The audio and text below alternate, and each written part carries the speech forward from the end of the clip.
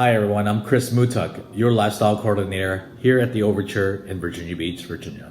From a symbol of love to a sign of an alliance, and then back to a symbol of love, the wedding ring is one of the oldest and most enduring traditions. Let's learn about the history of the wedding ring. So, the wedding ring has existed as a tradition for over 6,000 years. The earliest evidence for it appears in ancient Egyptian papyrus scrolls.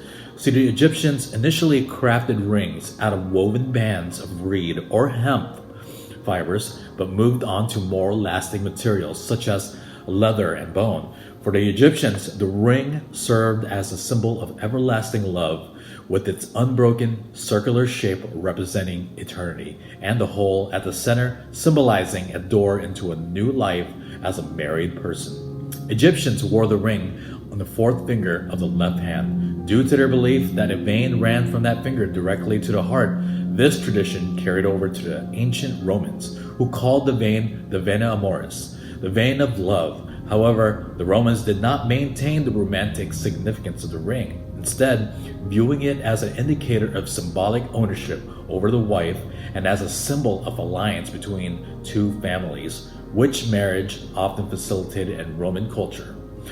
The wedding ring continued to endure throughout the centuries and fully reabsorbed its romantic purposes as a symbol of eternal love. The Christian church initially disapproved of the wedding ring as a holdover from pagan society, but as the church began to officiate marriages, the ring was quickly accepted into Christian practices, becoming a central part of the marriage ceremony. So often the ring will be kept by the priest or minister officiating the ceremony, or by a specific member of the wedding party, such as the best man or the maid of honor. Some weddings will even have a special designated ring bearer, whose sole responsibility is the keeping of the wedding rings. Rings were originally worn only by women, but during the Second World War, it became common for men to wear rings as well, as a reminder of the love waiting for them back home. Today, the wedding ring remains a popular symbol of eternal love and sits at the center of the billion-dollar wedding industry. Men and women commonly wear their rings as a symbol of commitment to their marriage vows, and once they are put on, rings are seldom removed.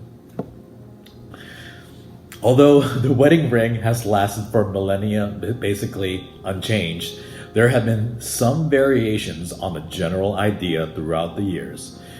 In the 16th century, it was common for a man to give his fiancée a gimel ring, a ring made of two interlocking bands, one of which was worn by the man and one by the woman until after the wedding.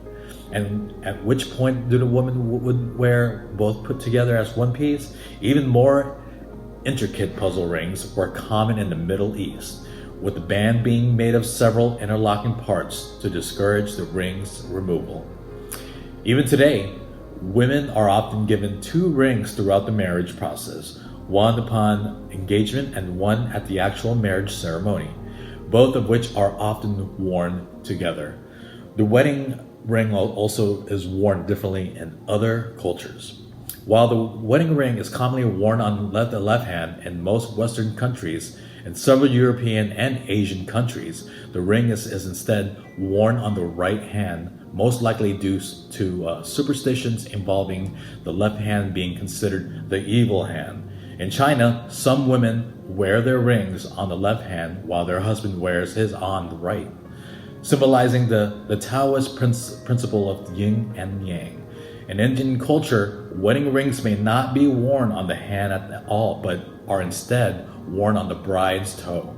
Wherever and however it is worn, the wedding ring is recognized all over the world as a symbol of commitment and eternal love.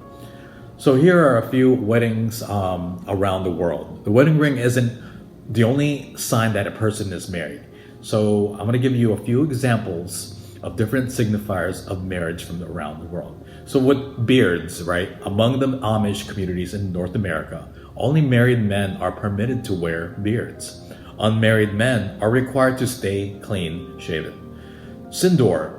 In Hindi communities, married women will wear a red cosmetic powder on their foreheads called sindoor as a symbol of their married status.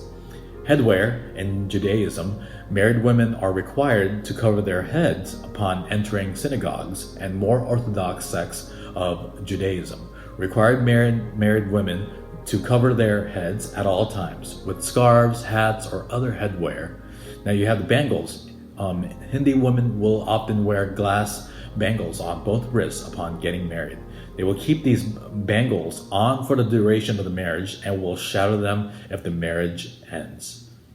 Prayer shawls. So male Ashkenazi Jews wear prayer shawls called talit upon marrying, with the shawl often being given as a wedding gift to the groom of his father-in-law. Well, I hope you all enjoyed this history on the wedding ring and all the cultures that involves around it. Thank you again, everybody.